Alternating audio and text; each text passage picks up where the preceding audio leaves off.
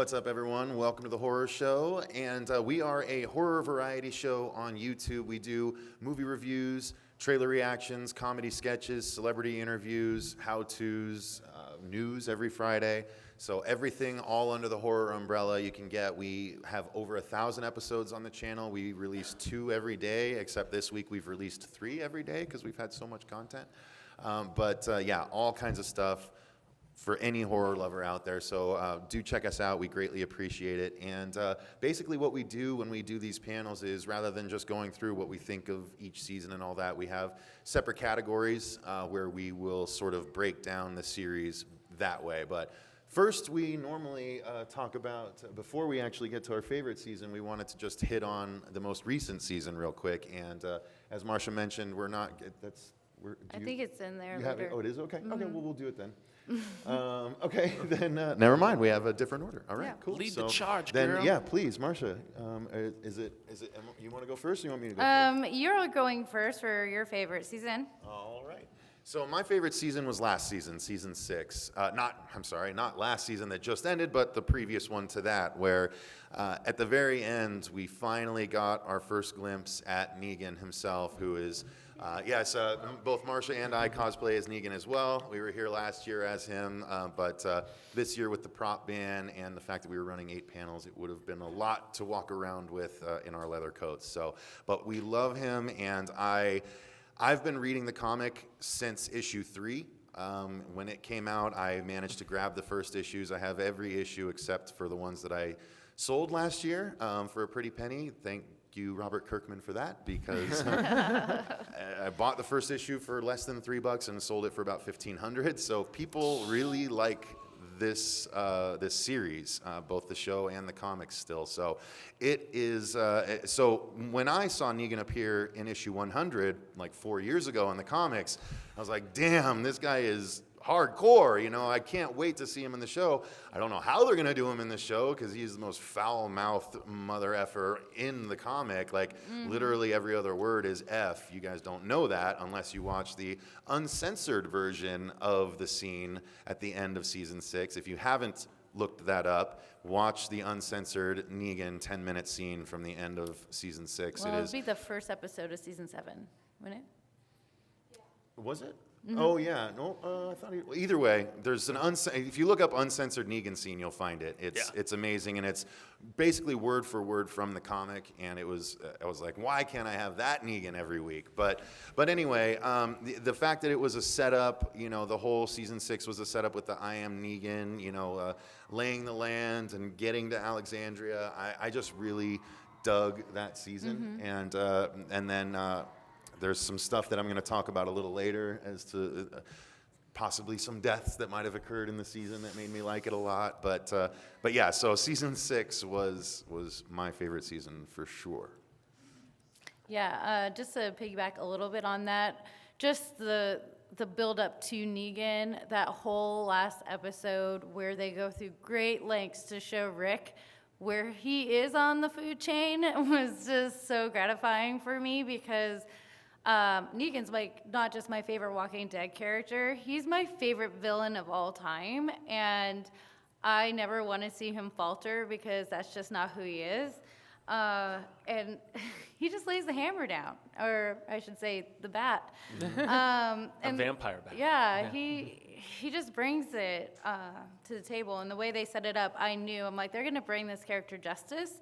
So I was pretty stoked. I actually want to just kind of riff on what you were just saying now, because Rick was pretty much doing whatever the hell he wanted at that point in the series, which I thought was kind of funny. And some people have told me before, they're like, well, he's actually kind of the villain in some ways if you just take a different perspective. So, yeah, got knocked down a few pegs. Yeah, if you're not part of the party, then you're on the menu. Yeah, well, look what he did in Alexandria. He just came in there.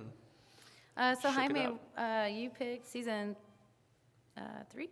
Damn right, season 3. So I really enjoyed the first season of The Walking Dead, and I got a few episodes into season 2 and then stopped watching the show for many, many years because 2, as a lot of people know, was pretty it's pretty slow and kind of boring and stuff. And I mean, 3 started with a vengeance. They were on the run. They didn't have like a base of operations. And I also just love all the stuff with the governor. I know these two disagree with me on that, but I found his character very compelling and interesting, and all the stuff Woodbury, for instance, and the stuff with Blondie. Is it Laura? Whose name? Or no, I'm totally messing it up.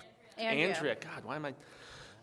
She was great. I mean, there's still one of my favorite confrontations with a zombie in the entire series in that particular season, where Glenn and Maggie are locked in that room at Woodbury, and Governor throws a zombie in there with them, and they're like breaking a table so they can, take him down and stuff. It was just very, very suspense-filled and very cool, and I just, love all the stuff at the prison. And for me, it's the final season that felt like a full season from start to finish, in contrast with season 4, where you had half of it was at the prison, and then the other half is them on the run. And I feel like from 4 onward, they split each season into 2 separate halves that felt like their own individual stories, compared to that one just being one lengthy, compelling piece from start to end. So yeah, it's season 3, badass. Right on. Marcia? I'm distracted. She's getting goodies for all of you guys. Yeah, freebies, y'all. It's the best part of these. Unless you don't like free stuff. Okay, so I went back to the roots. I went season 1. Thank you. Yeah, we can cheer. We can cheer in here. We like it. I had no idea what Walking Dead was, I'm sorry to say, until I watched the season. And I was there for the opening night. Just got done watching, what is that show called? I don't know, Dexter? Yeah, that's a good show. Till the end. But yeah, so we just got done watching that, and I was like, oh, okay, wait, what's this Walking Dead thing that's coming on the screen? And I got immediately excited about this show. The first thing that they do is kill this zombie girl. And that's when one of my friends go, oh my God, they did it. That's straight from the comic book. And I'm like, the what? What is that? There's a comic book or a graphic novel? What is that? And I was sold. Like, just watching that first episode got me into the comic books. And just the season overall, it was so close to the comic that it made me so excited about watching this series, because you don't get that every time you're watching the conversion from written to television or movie. And the fact that they were able to do that right off the bat, and with the set design and the costume design and the characters, the actors were so amazing. And you have Shane. Shane. I hate you, Shane. He's so awesome. I just loved it. It was not a long enough season, but it hooked everybody. And if it wasn't for their success on that season, we wouldn't have what we have today. So season 1 now. Come on, let's one more time. One more time. One more time. So we can go into our favorite episode. And these are good ones, guys. Be prepared to cry, scream, yell, and celebrate. All of the above. Cecil, go ahead with yours. Now. Yeah, we all know what's going to happen, right? Yes, thank you, Come yes. on. I am a disturbed individual, yes. Yeah. Now, actually, I might have changed it had I thought a little bit more prior to this, but Marcia, you're doing the reveal. Was that the episode we just talked about, or are you talking about first episode from what we just saw for yours? Because I don't want to take it. Mine was a Negan reveal. Okay, yeah, I thought so. Okay. Well, I figured I just want to make sure I'm not doubling up. But yeah, that episode up there, it might not be my absolute favorite anymore, but it definitely was for a while because of the absolute weight that happened. Rick is finally in a position where he's kind of fixed himself. He's with this new girl, Jessie. He's been her knight in shining armor, a very black knight in shining armor, you might say, because wow, he's done some things. But yeah, he's starting a new life, and there's kids involved, and one of them is particularly annoying, and so when I liked this episode, it's because of the sadness portrayed by Rick and also the satisfaction I got by seeing that little douche die. Thank you. Yes, thank you. Yeah. Bloodthirsty. Yeah, I mean, you knew at the end of the previous episode when he was like, "Mom," I was like, "Oh, hell no. Don't do it, dude. You better get tore to pieces." And then they all proceeded to get tore to pieces, and it led into the Carl I moment, where the boyfriend of the other son rather, decided to, man up right there in the middle of the zombie attack and got too big for his britches. And then takes out Carl's eye. Like, it was a really aggressive episode to have so much stuff happen all at once. To me, it was the perfect example of why Walking Dead rocks when it's really full steam ahead, because any of those things, Jesse dying, either of the sons dying, Carl's eye getting shot out, any of those things are worthy of a single episode on their own. But to have them all happen, not only at once, but in the same damn segment of the show, the same 7-minute segment, all of this stuff happens. And it's just so intense and so crazy that I just can't not really, really like it a lot as one of my favorite episodes. Again, I don't want to step on Marcia's, but so I'll wait until after she talks to give my possible other one. All right. Woo. Thanks for being polite gentlemen. Yes, ma'am. Very All gentlemanly right. of you, sir. Jaime's pick. Yeah, so a lot of people were pretty damn upset with what happened at the beginning of season 7. A certain character bit the dust. Well, actually, a couple characters. But, for me, there was more emotional weight to Herschel's death for me, because of the fact, I mean, seriously, I thought that was much more sad and in some ways a little bit more gruesome, too. I mean, he takes the governor, as you see there, takes Michonne's katana, I guess, and saws his head off. And it was brutal, and it was the end of everything at the prison, which it went maybe half a season longer than it should have. But, I mean, for me, that was just about as brutal as The Walking Dead gets. Well, Maggie watched, no less. No less. God almighty, it was terrible, and so it just stuck with me. I loved the Herschel character, and he'd been through so much with, his leg getting chewed on and all that, but, you have to go eventually on The Walking Dead unless your name is Rick, so, Or Carl. or Michonne. Carl, Well, or there's a Maggie. few of I them. know, Come on. there's Well, a few, Carl gets a lot first, but he survives. He's a Yeah. survivor. Takes that a poor licking, kid. that guy. He's a Timex, that Yeah. kid. Oh man, he survived. He's a survivor. but great episode, though. I Stuck will with me, man. survive. Yeah. The Governor's Revenge, I guess, is the only. I don't know. The reason why I don't like the Governor in this series is just because he was so much cooler in the graphic novel.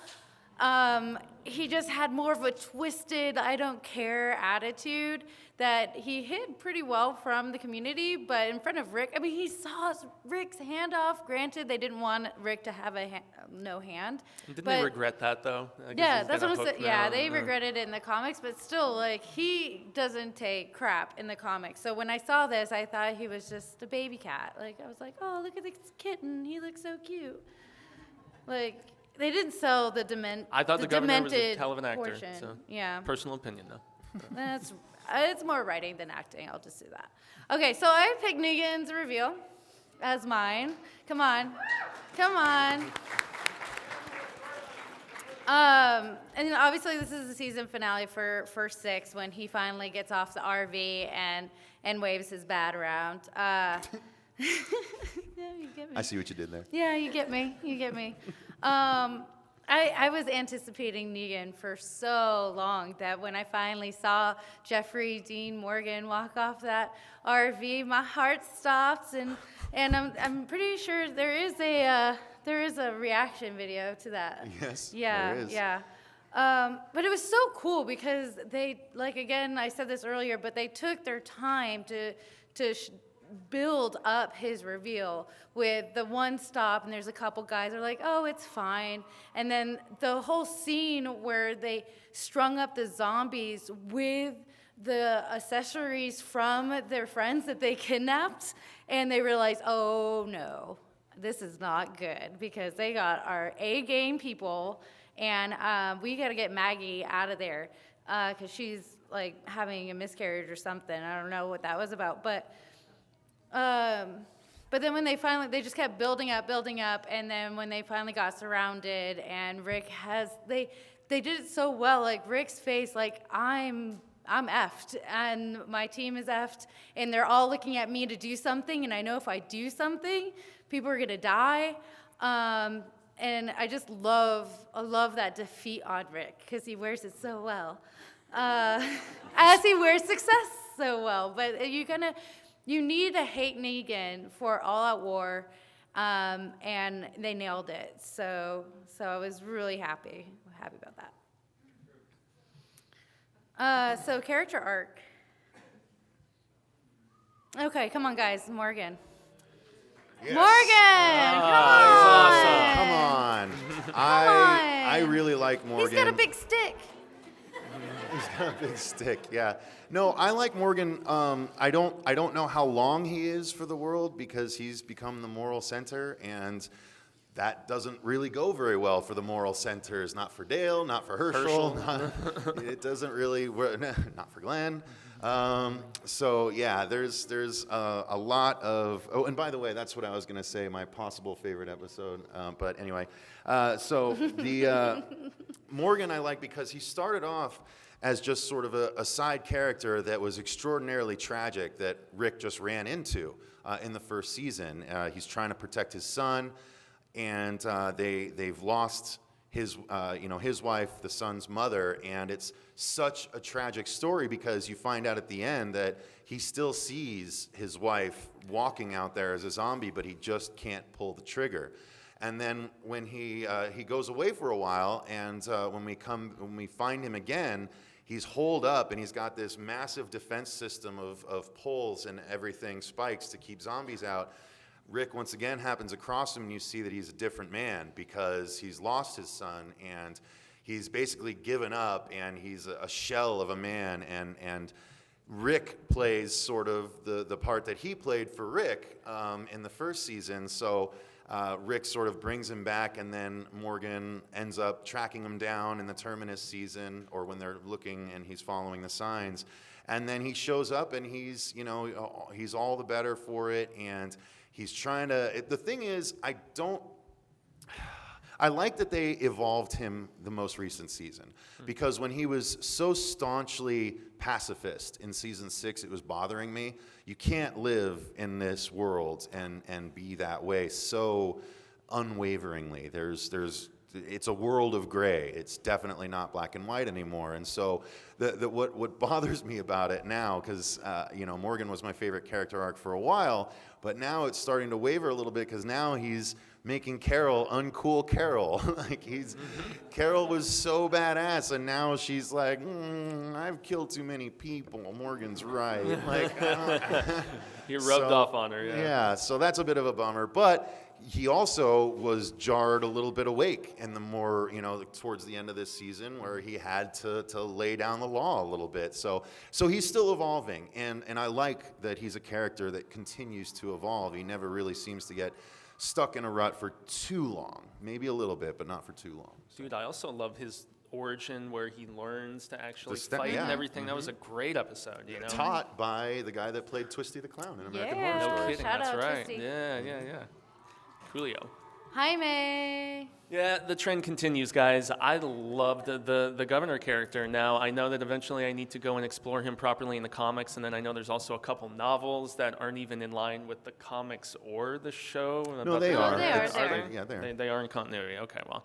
Nonetheless, I just loved seeing the downward spiral of this guy. I found it so fascinating because he kept his bloodthirsty nature just so guarded and, just put on this front. It was very much like a politician in a lot of ways. But then you see his home and he's got like zombie heads like floating in the fish tanks and stuff like that, which was pretty dope.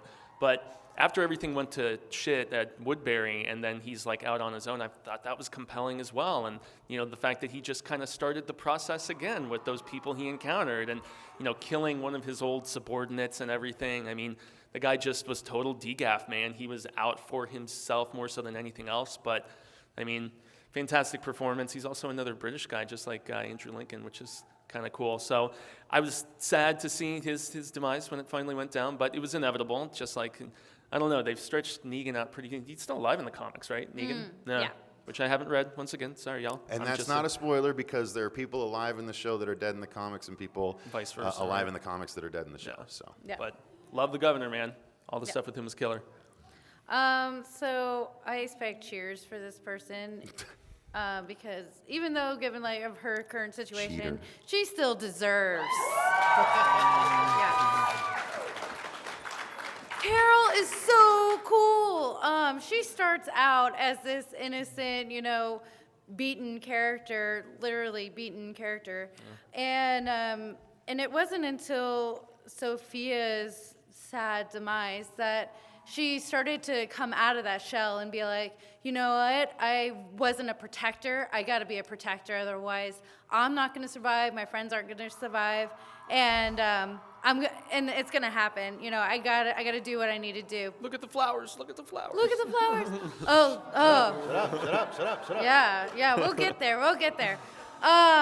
But Terminus was a really big one, and I'll talk about Terminus too, but she knows how to take charge. She's sneaky, and she can play that innocent person and then stab you in your back while you're sleeping, and it's just so awesome to see that character.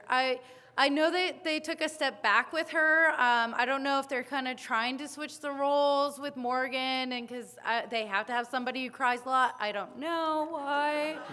But it was super sad for me to see her not be strong because I loved her as her being strong. She really took Andrea's role, I think, in that way, because we lost Andrea and actually hated Andrea in the show, but I loved her in the comics. So I think they really split her between Michonne and Carol. But Carol's our strength, and she's our mama bear, and I love her, and I want to see her come back. And I feel like when she finds out who died and who killed him, I mean, they're gonna pay. Well, They're she just gonna found pay. out who died. Oh, she finally did? Yeah, near the end of the season. Oh, yeah, that's Yeah, right, she yeah, did. someone told Well, her. she's ready to kill people now. Yeah. So I'm Yeah, but- right. Yeah, I think it shook her tree. I don't think she's going to be pacifist anymore either. No. Hopefully. Yeah, I was not that compelled by her character until Terminus, when she stormed this rocket launchers and all this Yeah. craziness. One-woman And army. we will talk more about I was her. like, she is BA. Okay, so memorable moments. I just love this picture, don't you? Isn't it pretty? Carl! I love Walking Dead's gore. Their practical effects is amazing. All right, Cecil. Okay, so I'm gonna change my second one because the second one up there is technically an answer I have later on, so I'll answer that later on. But I have a better answer that I thought of while we were sitting here before Fuego mentioned it. But to replace the one on the right, I definitely have to say my memorable moment is "Look at the flowers, Lizzie." That was so incredible, so hardcore, and something I'm never gonna forget. Just like that, I don't remember anyone having to be quite that cold yet compassionate because her wiring was messed up. So that moment was really like, it's one of those things where I hadn't seen the episode yet, but I just had people telling me watch that episode because I DVR'd it, so I watched it the next day, and luckily it didn't get ruined for me. But yeah, they were like, just trust me, just watch it, and I watched it, and even with those sort of preconceived notions, I was still blown away. Like, wow, that was way heavier. Like, it was just one of the most aggressive things they've done despite all the gore on the show. So that was definitely one for me. And the other one is, the Savior's motorcycle gang getting blowed up. Oh, it was beautiful, wasn't it? It was so good Another because rocket launcher it was moment. one of those things that they were dead to rights. And,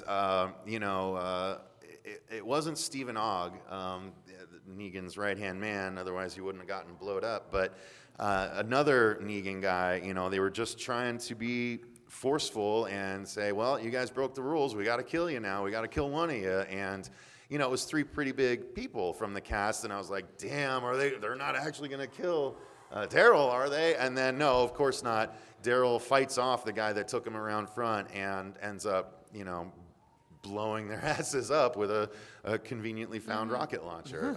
But So it goes to show, guys, nothing is lost when you can find random things in Yeah. the world of Zombieland. yep, exactly. That's why in every video game I suffer from searchitis. Right, You right. never You know. gotta look for You everything. never know what you're gonna find to help you out. So yeah, those look at the flowers, Lizzie, and motorcycle blows up. Boom. Oh, come on. Jaime. Okay. Oh, do you Yeah, I'm just trying to remember? double your check. Oh, of picks? course I do. So season 2, even though I didn't really like it very much, there was one thing that happened with Rick where we basically saw his character turn a corner because he was so the anti-Shane and not wanting to kill people to stay alive and stuff like that. But he chases Herschel down to this bar that's abandoned, and Herschel, despite being, on the wagon for a while, he's sitting there drinking. And these couple guys show up. I think they said they were coming from like Pennsylvania or something. But long story short, they start asking questions. They're like, "Where's your camp, man? What you guys got?" And they're just, you can tell they're bad people, right off the bat. And Rick decides to just kill in cold blood for the first time. And I feel like that was where he crossed the point of no return into the Rick-tator type character that he eventually became. And even though it's funny because he gets real hardcore and then he kind of backs off a little bit and reconsiders, and then he goes back to it. It's just the ebb and flow of him as a character. But that was where he changed, permanently, at least in my opinion.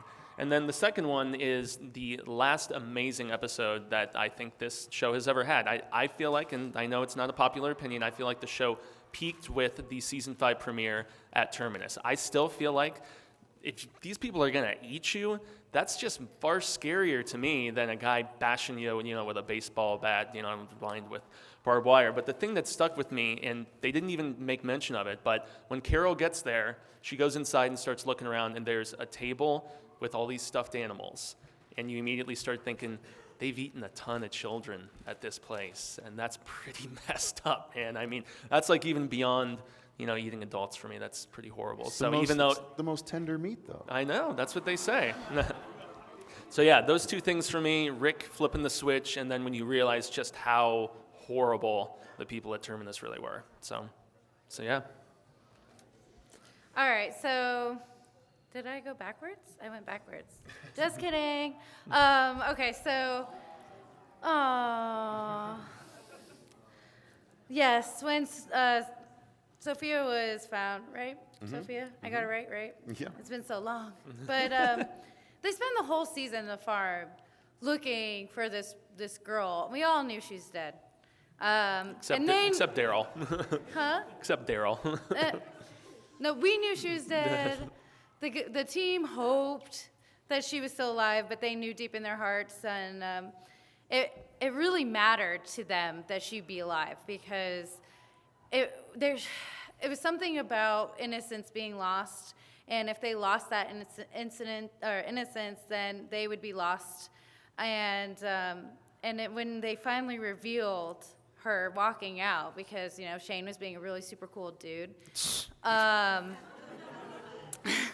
And she walks out, and just seeing the heartbreak across everyone's face, they lost their innocence, and they realized not everybody is going to survive, not even the young ones. You can't save them all, and this is reality, and we have to prepare to fight and survive. And that was the moment that really hit me the most for them. They're really loud. They agree next door. Huh? Yeah, they totally agree. They're like, Sophia. They're like, Shane! Shane, you're so cool. I mean, no. Yeah, so that was the saddest moment for me. Then Terminus, and then we were talking about it a little bit. I was kind of shushing. I'm like, no, I want to talk about Carol. When she comes out and saves them, she was like a one-woman army. That girl, I swear to God, where did that come from? Like, she was just so broken up about killing off the flowers, and she's like, well, you can't kill the rest of my team. I got to save them. She comes in, she starts the fire, she blows everything up. She goes in there, sniper rifles everybody. They didn't know what was happening. They thought it was a gang of people, and no, it's just Carol kicking butt. Saves the day. Saving the men and like everybody. I mean, yeah, power to her. nobody saw it coming. Girl power. Yeah, and that was the type of energy I was expecting her to keep up, and for the most part she has. But But that moment was so cool because that was really the big point for her, big win. So I still could have sworn one of us mentioned the part where Lori gets eaten by the zombie. Relax. Right? Just wait. just Okay. wait, Sorry. we're not over yet. Yeah, dude. dude. Jaime's Getting excited. ahead of myself. Jaime's excited. Now this is the fun part, you guys. I mean, I know this whole thing is fun, but we get to hear some beautiful tunes from some musical moments. Okay. This is Cecil. This is mine. And I can kind of talk over it, but I basically chose this because, you know, things were bleak, and it was a little bit of life injected back into the group, a little bit of the old way, where people could just gather around a fire and, you know, listen to some good music. You know, it was the two sisters singing, so you got the impression that they would, you know, it was a whole church family sing-along thing they probably did with Herschel and the rest of the crew before they all got eaten. There's a lot of people in this video that aren't there anymore. Yeah, exactly. That's what I'm saying. But I just loved it. I love the song, and their voices are amazing. The girl that plays Beth is an actual singer, so it's not surprising. But when they duetted, I mean, it's really beautiful. So I just loved it. It was a short break in the war, so to speak. So yeah. The Parting Glass. There's actually a lot of really good music on that first Walking Dead soundtrack. Bob was a character that I thought was awesome, you know, and especially because of the fact that he was somebody who was struggling with his own demons, you know, just throughout. And this is a flashback to when he was on his own, you know, and just the song is very soft and strummed, but it just totally shows just the bleak hopelessness that he was feeling at the time. He can't find anybody living. He's, you know, hiding and just like drinking the cough syrup and stuff and just kind of in his own world and, you know, I mean, surviving, but I mean, just barely. And I don't know, he was a character that I really was pretty torn up about when he got eaten by those people. It was horrible. And obviously Sasha was never the same after Bob went down. So yeah, this is a beautifully sad song. Blackbird Song, if you guys don't know the title. It's excellent, excellent. Really good. Excellent. Also on that first Walking Dead soundtrack. Now this is one of the saddest, I won't say the saddest deaths because I did pick somebody else for this, but this moment deserves to be talked about for musical moments because when Tyrese dies, I mean, come on. I cried when this happened because I didn't want it to be true, even though I knew it was true and he had to go. But he slowly died from a bite. Like, he was literally poisoned to death. And after everything he did just to save everybody, he just wanted everybody to be okay. And he wanted everybody to live. And he was the heart. And we know the heart dies, and he was actually told earlier, like, well, this is why you're gonna die, because you're trying to save the baby, you're trying to save Rick, you're trying to save your your sister, and it just had to happen. And I thought it was so cool how they brought back his ghost of all the people he couldn't save. You gotta know that now. And it just was heartbreaking to watch that happen and for him to realize that he's dying because he couldn't be the Rick. He couldn't be the governor. He couldn't be that guy that didn't try to save everyone. Well, he refused to make some hard choices too in the post-apocalypse. Again, it's not for the weak, that world. No, not at all. And he wasn't weak. He killed like 80 zombies with a hammer. No, that's true. But you also want to kill the people that are going to kill you. That is true. You don't want to let them go to come back and destroy your entire encampment. Yeah. So, Tyrese, that was for you. Good one. Beth again, too. Yeah. Most memorable death. Like, I could add some more on this sheet. So, okay, mine is... Yeah, we can clap. Come on, guys. Yeah. So, again, I I tend to lean towards satisfying when it comes to memorable in this instance, because Nick was a douche also. Douches die in this world, thank goodness. But not soon enough. He's the one, if you don't know, he's the one that essentially got Everybody Loves Chris killed. Yeah. And That was a brutal yeah, one, Noah, too, thank you. dude. Yeah, Ugh. yeah, and he almost got Glenn killed too. So I was so aggravated, and he almost got Glenn killed again in the fake out when everyone except me thought that Glenn died, because the positioning of the camera gave it away to me. But I did not like Nick, so I liked seeing Nick go. And it was just the fact that I knew he was getting torn up on top of Glenn. I was like, yes, bitch, yes.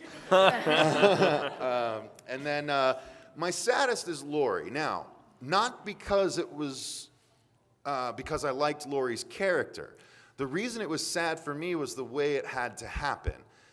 Carl had to finish the job, and then Rick had to finish that job. So, you know, she gets bit, she's gonna die, and she has to basically tell Rick, you have to be a man now, and and he has to take care of it. And then, you know, a zombie shambles over, eats all of Lori, we're to assume, or most of her. And then Rick happens across the so overfed zombie that he literally can't move because he's got most of Lori in him. And all Rick can think to do, which is why that picture was up there earlier, is just stab the zombie in the stomach. And the weird thing about that is, isn't he kind of like stabbing Lori? Like, why not just stab the head over and over? Like, No, I would have stabbed the stomach too. I hated Lori too. You just, there's lines you don't cross, which is banging your dead She was husband's a hoe. boyfriend, She best didn't friend. You just don't do it. know. She didn't. She thought It he was doesn't matter. dead. Okay. It doesn't matter. There's rules. If anything ever happens to someone we know, you better She be a knows. nun Yeah. after that. There's rules. There's rules. But yeah, so that's my most satisfying and saddest. Shane O'Mac. Sorry, Marcia. Well, he deserved it. He did, yeah. He was, you know, it's funny, at this point, I might even change it to the No dude. audibles. No, well, I know I'm that. just but- kidding. I'm just kidding. Go ahead. Go No, ahead. no.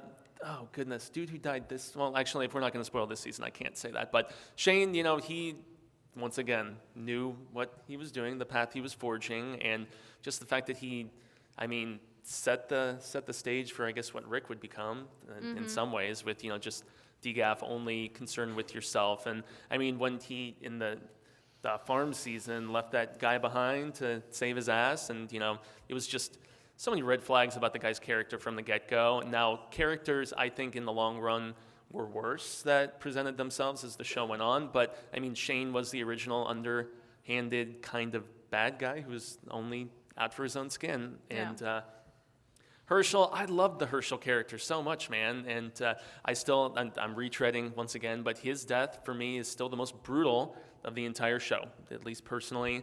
Once again, the moral compass, just like Cecil said, you're always kind of on the chopping block if that's the case. Yes, sir. Well, as everybody can know, Shane was right. He was right. Shane may have been no satisfied at the time, but Shane is going to be proven right. So, zombie apocalypse, be Shane. Well, yeah, I mean, Rick eventually becomes Shane. Yeah. So, Yep. yeah. He does. He became what he hated the most, which was kind of interesting, you know. But yeah, Herschel, man, I just cannot stress how much I did not want to see him go. So, so yeah, there you go. Rest in peace, homie. The biggest thing about Shane that bothers me is that he did it for Lori, and she was playing him the whole time. Like, Well, you He should've done it hate for something Lori. else. You hate Lori. yeah. She's just a hussy. Well, he did That's that true. for. Well, He he did that did. for her own good, though. And Yeah, to be for honest, For her own good only? dude, Really? do you think Carl and Lori would have been alive if he told her that he was alive in I'm the just hospital? saying it wasn't Nah. strictly for her. He also wanted to get his D wet. I don't. I think that came later. Anyway, Nah. I like it. Why can't they just come together? Anyway. Wait, is this too soon? Is it too soon? Oh, man. There's reasons behind this.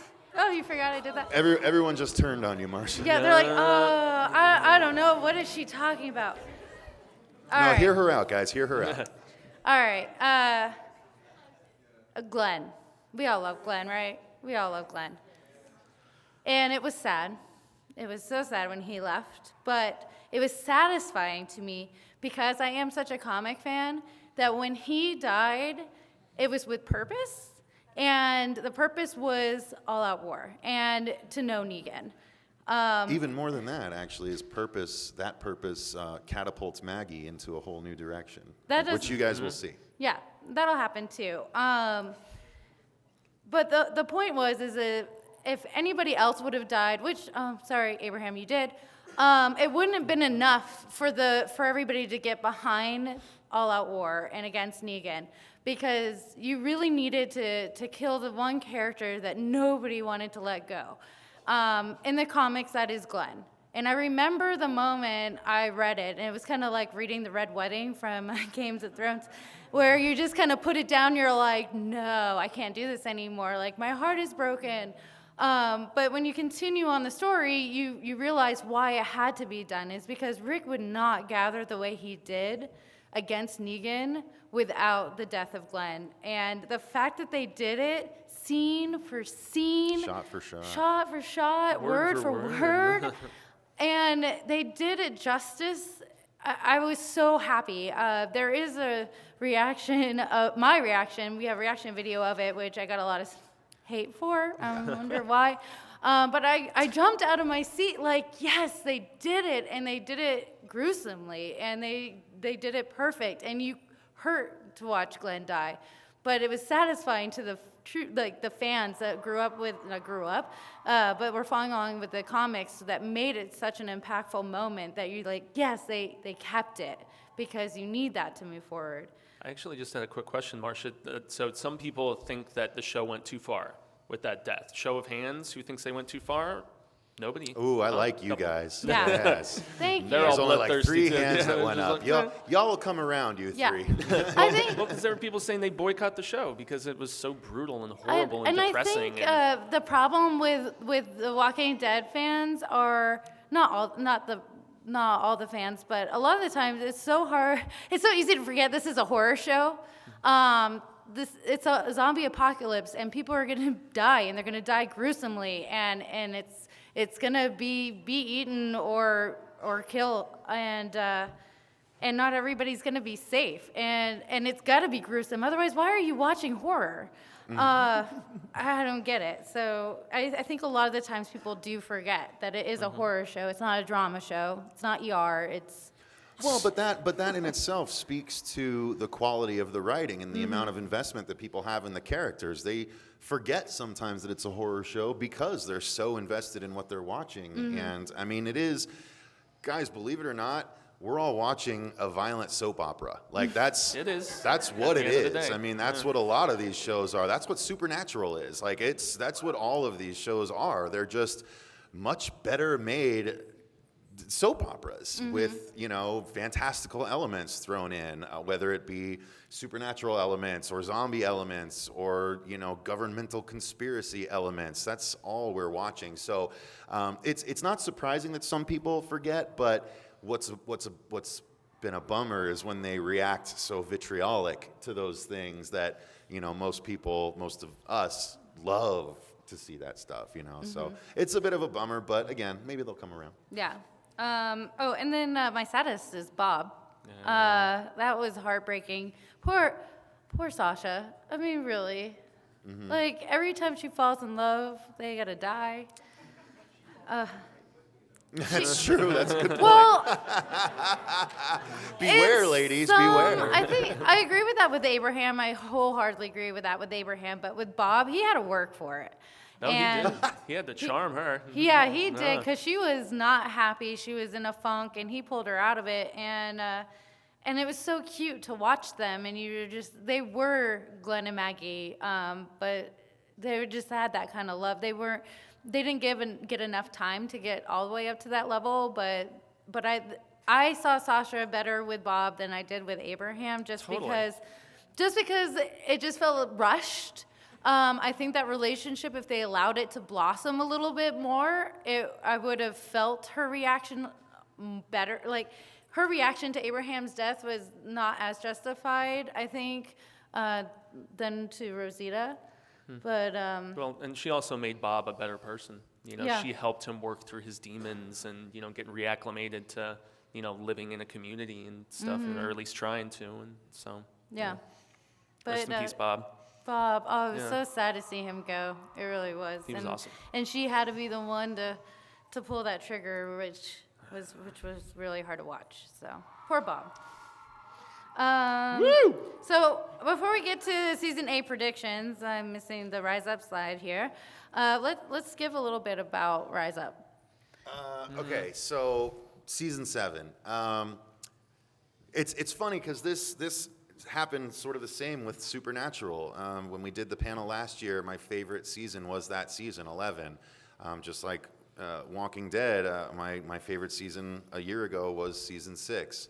And then I was really pumped to go into the next seasons of both shows, and the next seasons of both shows let me down a little bit. I was not a fan of season 7. I thought, believe it or not, as much as I like Negan, I felt like they leaned on him way too heavily at times. And when they, again, as they're wont to do a lot of times in this show, when they split the characters off, only to have them eventually find their way back together again, I don't need an entire hour and 15-minute episode about Tara. I don't care. Yeah. Can we all agree on that one? Yeah. I just don't. I don't need it. I don't still need wanna it. know And then what- I don't need her to sit on the information that I know she's got for like 6 episodes that could help everyone, only to have her then finally go, all right, I'll tell you. Like, what? And then what happened to Dr. Dre after that episode, man? Heath. Okay, I didn't Any watch Heath the movie. fans? Yeah, No? Heath. All right. Where did Anyway, Heath go? He's an awesome actor. he'll come back eventually, but whatever.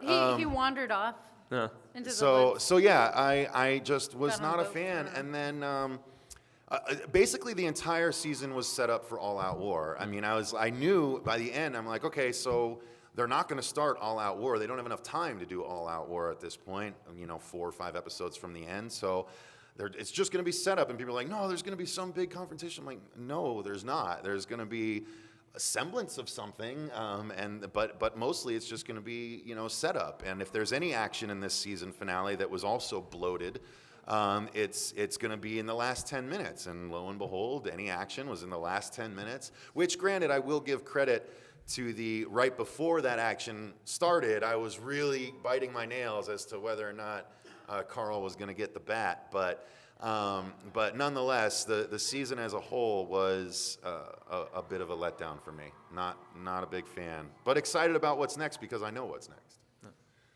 Flakes? Yeah, for me, it was also a little bit lackluster. I liked at the back half of season 4 better, where they separated all the characters and you got little individual tales before they all regrouped and stuff. I was probably most compelled by the stuff at the Savior's compound, just seeing the inner workings of that place. I thought one of the best episodes was where Carl, he almost had like Negan took him under his wing and he's like giving him the tour and stuff. I thought After sneaking in and killing a few of his guards, no less. Yeah, he's just like, I man. like you, kid. Come on, let's go look around. and stuff. So, I mean, that was an interesting dynamic. And but once again, it did feel like we were just waiting for things to happen. And you I haven't read the comics, but I still thought it was very obvious that different communities are going to have to work together. And that's not like super spoilery or anything. So, I mean, I did really like the episode with We're on Easy Street. I almost put that And it on, but then I feels so thought sweet. everybody's How is that gonna not your hate musical me moment? if I put that song on. Well, I just want to say I disagree with both of these guys. Because I appreciate the season for what it was build up because you can't just dive into all out war because there's so much you have to talk about. You got to talk about the kingdom. You got to talk about Hilltop. You got to talk about the rise of Maggie. You got to talk about come on, the tiger. Kingdom was cool. Come on. Yeah, Kingdom was pretty dope. Granted, there were a couple of communities that I thought were meh, like The trash women and the Garbage scavengers, pail kids or whatever the hell they were. the Trinity wannabe leader. Yeah, That haircut. that sorry. refuses speak English good. Yeah. Me bring the I work. refuse to act. I just thought, I felt like they wanted to put more people in there to make it make sense, but they really didn't. All they needed to do was build up more on the hilltop and unite Kingdom and build that army there to get it ready. But I guess they have to fill in a season, so they're like, let's throw this other stuff in there and see if it sticks to the wall. But overall, I thought they did a really good job, and they had to explain Negan, and they had to bring you to the Saviors, and they had to show you the relationship between Negan and Carl, because it is a special relationship that they have. Carl hates Negan, but Negan respects the crap out of Carl, and he should, because he is bad. You started the Walking Dead series not really behind Carl, or at least I didn't, but then when he started growing up, he really grew some balls. And Well, they just dropped. You know? yeah, they dropped. They finally dropped. Yay! So One they of had the- to get into that, you know. I love that Carl was like, "Screw this! No one's gonna do the job. I'm just gonna go in and do it for him." It's And like, Dad, you're being a pussy. Let's yeah, do it. let's get in there. Of course, and then I had one of my favorite things when they revealed the iron to the face for Dwight. Yeah, I love that about Negan. And when they shoved the doctor guy, all the way into the furnace, just so he can say, "Hey guys, I am the boss, and this is why, because you will demise the way I want you to, and it's not going to be pretty. We got rules." Well, and without spoiling, there was the death of a character that I had been waiting for him. It was on the level of satisfaction with Nick and Shane for me. Mm-hmm.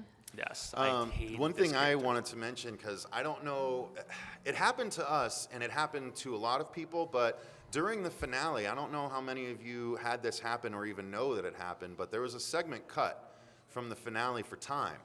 And I didn't know it until I went to do our reaction, because we did a live reaction, and when I downloaded the episode to overlay it, it was off by about a 6 or a 7 to 8 minute thing. And when I watched through, there's a whole segment that was left out of the airing where Crucial plotting, too. Yeah, if you guys were watching and you were confused as to when suddenly Eugene and crew arrive and everything's already set up, the bombs and all that stuff, they already have it in place, and you're like, wow, when did that happen? And when did the trash ladies arrive and all that stuff? That happened in the segment that was cut. So the scavenger people arrive and they bring explosives that they then start setting up with the people that turn on them. But there's a really funny scene there where the leader of the scavengers walks up to Rick and Michonne and sees them standing together. And if you didn't see this scene, then you didn't see this part. But she walks up and she looks at Rick and looks at Michonne's like, "Yours?" And Michonne's like, "Yes." And she's like, "I lay with him after?" And it's like, whoa, what? Let's get primal with it, Joe. And they just kind of walk away and stuff. But it was a really great moment. I was like, oh, it's a bummer that got cut. So did anyone here not see that when they watched the finale, or was that just us? It's weird. Okay. Yeah. All right. So anyway, I was just curious about that. But the other thing I wanted to mention about season 7 that was great was Stephen Ogg. If you don't know, he is Negan's #1 guy that also played Trevor in Grand Theft Auto 5. Yeah, he's good. If you were wondering why he looked familiar, it's because he played the really crazy ass from Grand Theft Auto 5. And he's so, like, in a world where Jeffrey Dean Morgan wasn't Negan, Stephen Ogg could have very easily have been Negan. And I love that actor, so I have to at least give him props. So. Got that sinister smile going Yeah. on, man. Mm-hmm. Yeah, he was good. Yeah, so this will lead us into season 8, which, I mean, it's all out war. And Which was an 8-issue arc. Just so you guys know, the season 7 was about issues 78 to 100 of the Walking Dead comic. All Out War is issues 101 to 108. So our guess is that that'll be the first half of the season, and then there's actually a time jump in the comics. a couple of years. Will they do it? Guessing that might be what happens mid-season. When we're going to come back, it's going to be a little bit later. So Yeah. it's interesting. I'm excited to see. Again, they don't always do what they do in the comic, but it's going to be a big throwdown for the first half of the season, and then a big change for the second half if they follow. So I'm excited about that. Fuego? Yeah, there's a lot of really cool pieces in place. I mean, the problems that I had with season 7 were because there were certain just locations, I guess, and certain characters that I found more compelling, and so I had to wait a couple episodes just to get back to that. The back half of the season was a little bit better about getting it cohesive and kind of brought together, but I'm ready for the preamble to be done, and I want some crazy all-out war, even though I haven't read the comics. I'm down for it, man. I won't spoil what it is, but there is something so clever that Negan and crew think to do for the war that I had never seen in any horror or zombie property before, that when they do it, you're just like, whoa, how has no one thought to do that before? Damn, that's hardcore. And when you see it, you'll know, because they are brutal in something that they decide to do. I think you told me about this, too. I did, yeah. We got about 4 minutes left, so we're gonna have a speed trivia thing. So let's get it going, so you guys can get some free stuff. Okay, so where does Shane think the group should go instead of the CDC?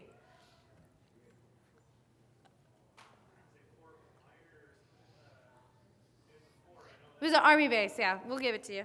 Good job. In the interest of time, we'll give it to you. Good job. Good job. Oh, wait, my phone just... Hold on. Technical difficulties. All right, here you go. The dearly departed Mr. Abraham. How many matches does Rick light in the hospital stairway, season 1? Ooh. You got it. Nice. Damn, that's a good memory. I Jesus. know, seriously, that's like little details. Yeah. The governor is the leader of which town? Oh, That's an easy one. oh. Pick from this side. All right, Negan. Woodbury, yes. It's only appropriate that Negan wins a prize. Here you go. Have an assault Oh, he's got me. vehicle. No. We got an assault vehicle here. All right. Oh, okay. Then the next person gets it. What number did Shane here you go. have Prefers on the his assault chain? That little boy right there. You got it, boy. You got it, boy. It's a Daryl. Oh, Got it, dude. all right. Next one's Daryl, so you guys gotta be good Yeah, for this Daryl one. figure. Oh, we're not doing that. That's too easy. Time. Yeah, I know. Who said, "I don't want to be afraid of being alive"? Nope. You over there. Nope. Yeah. Process of elimination. You get the very handsome likeness of Norman Reedus. All right. It was Maggie. All right. For Abraham, who does Rick kill in season 5 finale? Marcia, listen to the answer. What is it? What's the answer? Pete? That is the answer. Yes. That was Jesse's husband, right? Yeah. Who did Carl shoot to prevent him or her from turning into a walker? Oh, you do it then. Just pick. All right, you lady. Which is? That's fine. Yes. Well, why did you just say Lori? His mom, otherwise known as Lori. To Carl, it's his mom. Carl. Okay, here we go. What was the unit number on the side of Rick's sheriff cruiser? Oh. Dig Good deep, Lord, guys. really? Dig deep. Deep cuts. Deep cuts. Well, if they remember the number of matches, for God's sake, I mean. What was the number on Rick's cruiser, his car number? Pikachu. Pikachu. I have an uneducated guess of 3. No.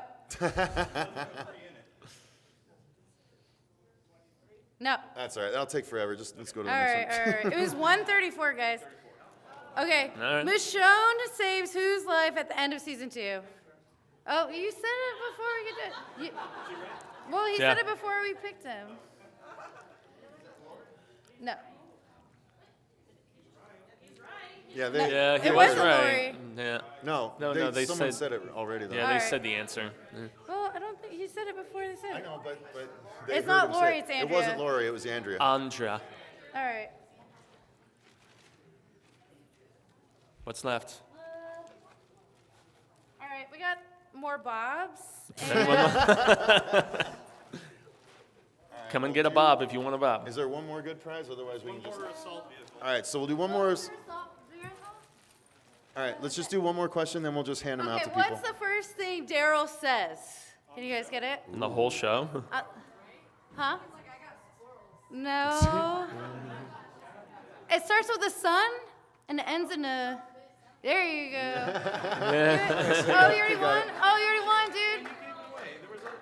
Oh. Yeah, but. Oh, come on. Just give it to somebody. Oh, here, give him Okay. a Walking Dead thing. I got all these things.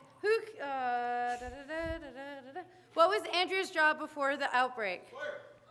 Just give it to him. Just give it to him. Okay, guys, I'm just going to throw this stuff. Ready? There you go. There. While she does that. Oh, no. There. All right, guys. Thanks so Thank very you very much. much for coming out Go to have fun. Go Prosper. The Walking Dead on Arrival.